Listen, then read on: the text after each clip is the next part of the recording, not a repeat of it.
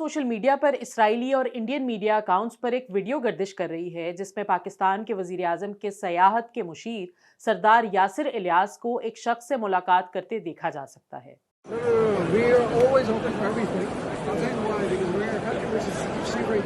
पाकिस्तान में social media पर इस वीडियो को लेकर शदीद तनकीद की जा रही है क्योंकि वजीर आजम के मुशीर वर्ल्ड ट्रैवल मार्केट के दौरान जिस शख्स से मिले हैं वो इसराइली वजारत सयाहत के CEO माइकल यज़कोफ हैं।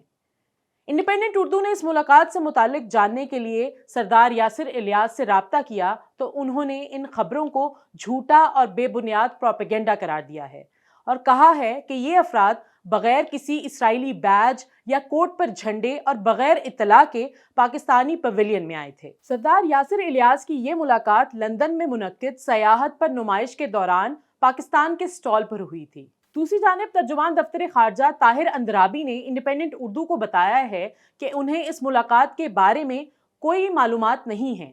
जिस शख्स का जिक्र हो रहा है वो एक अवामी शख्सियत है। तर्जुमान का कहना है कि जहां तक मुशीर या किसी भी अवामी शख्सियत के किसी इसराइली नुमाइंदे से मुलाकात की रिपोर्ट है तो वो यकीनन हमारी मालूमात के बगैर और यकीनन हुकूमत की मंजूरी के बगैर थी। ताहिर अंद्राबी ने कहा कि मैंने ऐसी किसी ऑथराइजेशन को नहीं देखा और ना ही अब तक इस बारे में कोई इत्तला मौसूल हुई है। तर्जुमान दफ्तर खारजा ने कहा कि ये कयास आराइयां हैं और मैं मीडिया से दरख्वास्त करूंगा कि ऐसी अफवाहों में ना पड़े।